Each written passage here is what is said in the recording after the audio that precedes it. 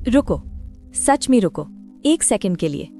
तुम अभी जिंदा हो, तुम्हारा दिल धड़क रहा है, फेफड़े काम कर रहे हैं, brain in exact words to process कर रहा है। और इस प्लैनेट पर एक भी साइंटिस्ट, एक भी पूरी तरह एक्सप्लेन नहीं कर सकता कि ये कैसे हुआ। इसलिए नहीं कि उन्होंने कोशिश नहीं की, इसलिए कि जो एक्चुअली हुआ 4 अरब साल पहले इस प्लैनेट पर इतना बिजार है, इतना अनएक्सपेक्टेड, इतना ऑलमोस्ट इम्पॉसिबली अनलाइकली कि जो लोग पूरी जिंदगी इसे स्टडी करते हैं वो भी कभी कभी बस बैठ जाते हैं और सोचते हैं कैसे, बस कैसे। ये वो कहानी है और मैं तुमसे प्रॉमिस करता हूं जब ये खत्म होगी तुम खुद को कभी पहले जैसे नहीं देखोगे। चलो पीछे जाते हैं, बहुत पीछे। 4.5 अरब साल पहले अर्थ एग्जिस्ट नहीं करती, बस एक यंग सन के चारों तरफ स्वर्लिंग गैस और डस्ट का एक क्लाउड है। फिर करोड़ों सालों में ग्रेविटी सब कुछ एक साथ खींचती है, रॉक से रॉक टकराती है, हीट, प्रेशर, केओस, और जो बनता है वो है ऑनेस्टली लाइफ के लिए सबसे कम प्रॉमिसिंग जगह जो तुम इमेजिन कर सकते हो। कोई ऑक्सीजन नहीं, कोई ओजोन लेयर नहीं, कांस्टेंट वॉल्केनिक इरप्शंस, स्पेस से मीटरोराइट्स की बारिश, सरफेस टेम्परेचर इतना हॉट कि लेड पिघल जाए। अगर तुम वहां खड़े हो सकते, जो तुम एब्सोल्युटली नहीं हो सकते, तुम चारों तरफ देखते और सोचते यहाँ कुछ भी कभी नहीं जिएगा, कभी नहीं, ये जगह एक डिजास्टर है, और तुम स्पेक्टैक्युलरली गलत होते।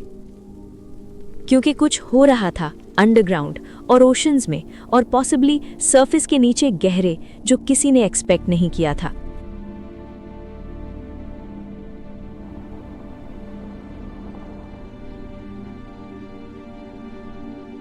यहाँ वो सेटअप है और ध्यान से सुनो क्योंकि यहाँ ये जेन्युइनली माइंड बेंडिंग होता है।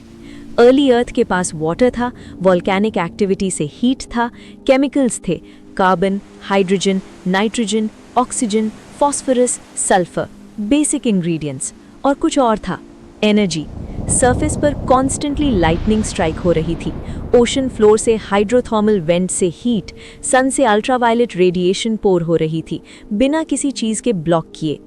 1953 में स्टैनली मिलर और हैरोल्ड यूरे नाम के 2 साइंटिस्ट्स ने कुछ एक्स्ट्रा ऑर्डिनरी किया। उन्होंने वो बेसिक इंग्रेडिएंट्स लिए, अर्ली अर्थ का atmosphere, water, heat, electrical sparks जो लाइटनिंग सिम्युलेट करें, और उन्होंने एक्सपेरिमेंट सिर्फ 1 हफ्ते के लिए रन किया, और उन्हें मिले अमीनो एसिड्स, प्रोटीन्स के बिल्डिंग ब्लॉक्स, लाइफ के बिल्डिंग ब्लॉक्स फॉर्म होते हुए स्पॉन्टेनियसली नॉन लिविंग केमिकल से।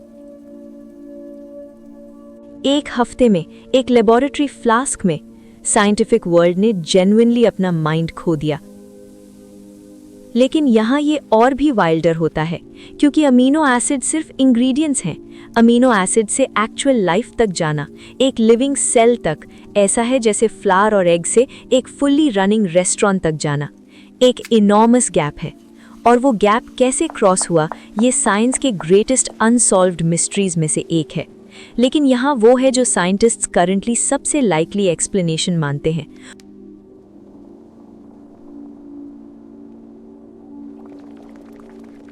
और इसमें कुछ इन्वॉल्व है जिसे आरएनए कहते हैं।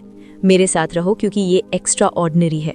डीएनए से पहले, उस कॉम्प्लेक्स जेनेटिक कोड से पहले जो तुम्हारे बॉडी में हर सेल रन करता है, प्रॉबेबली आरएनए था। एक सिंपलर मॉलिक्यूल, लेकिन एक रिमार्केबल वन, क्योंकि आरएनए 2 चीजें कर सकता है जो एक साथ रखने पर ऑलमोस्ट मैजिकल लगती हैं। ये इन्फॉर्मेशन स्टोर कर सकता है एक प्रिमिटिव जेनेटिक कोड की तरह, और ये एक एंजाइम की तरह एक्ट कर सकता है।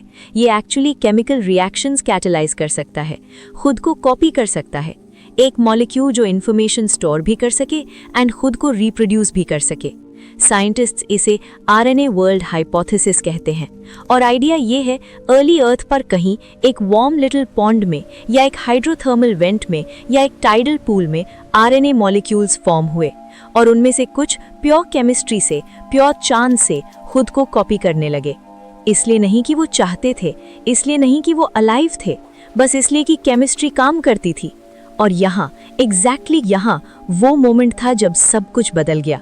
क्योंकि एक बार जब तुम्हारे पास एक मॉलिक्यूल है जो खुद को कॉपी करता है, तुम्हारे पास कॉपिंग में एरर्स की पॉसिबिलिटी है, और कॉपिंग में एरर्स मतलब वेरिएशन, और वेरिएशन मतलब कुछ कॉपीज दूसरों से बेहतर काम करती हैं, और जो बेहतर काम करती हैं ज्यादा कॉपी होती हैं, और जो ज्यादा कॉपी होती है सरवाइव करती हैं। तुमने अभी completely accidentally natural selection invent कर दिया। लाइफ एक हार्टबीट से शुरू नहीं हुई, ये एक मॉलिक्यूल की गलती से शुरू हुई। लेकिन हमें अभी भी एक सेल्फ कॉपिंग मॉलिक्यूल से एक सेल तक जाना है, एक रियल लिविंग सेल जिसके पास मेम्ब्रेन हो, मेटाबॉलिज्म हो, एनर्जी लेने और यूज करने की एबिलिटी हो। और यहाँ ये ब्यूटीफुल हो जाता है। साइंटिस्ट्स मानते हैं कि fatty acids, simple lipid molecules water में स्पॉन्टेनियसली बबल्स फॉर्म करते हैं, छोटे स्फीयर्स, टाइनी प्रोटेक्टिव शेल्स, और अगर एक आरएनए मॉलिक्यूल उनमें से किसी बबल के अंदर हो, सडनली उसके पास प्रोटेक्शन था। खुद और बाहरी दुनिया के बीच एक बाउंड्री, एक प्रिमिटिव सेल वॉल।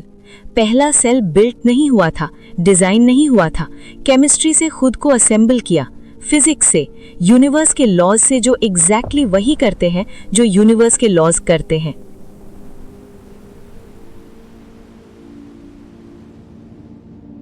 और अब लगभग 3.7 अरब साल पहले फॉसिल रिकॉर्ड हमें दिखाता है इस प्लैनेट पर कुछ अलाइव था।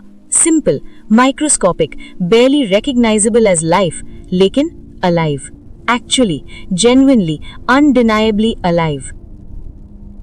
और यहाँ वो पार्ट है जो तुम्हें ट्रक की तरह हिट करना चाहिए।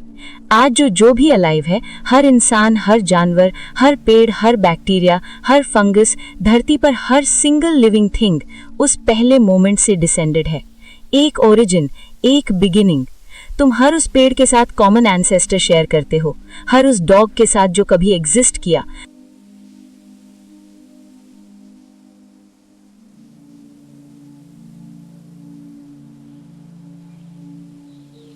अभी तुम्हारी स्किन पर जो बैक्टीरिया है उनके साथ तुम रिलेटेड हो, जेन्युइनली, बायोलॉजिकली, मैथमेटिकली रिलेटेड इस प्लैनेट पर हर लिविंग थिंग से।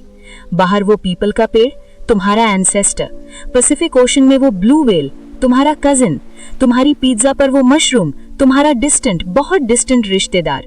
4 अरब साल की अनब्रोकन चेन, एक भी ब्रेक नहीं। उस पहले माइक्रोस्कोपिक स्पेक ऑफ लाइफ से, एक वार्म एंशिएंट ओशन से तुम तक, यहां बैठे, अभी इसे समझते हुए।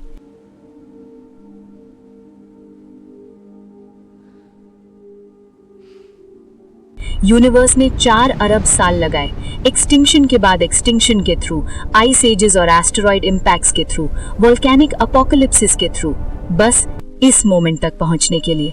तुम अपने खुद के ओरिजिन के बारे में सोच रहे हो। ये छोटी बात नहीं है, ये सब कुछ है। इसे शेयर करो, जिसे रियलाइज करना है कि जिंदा रहना कितना एक्स्ट्राऑर्डिनरी है।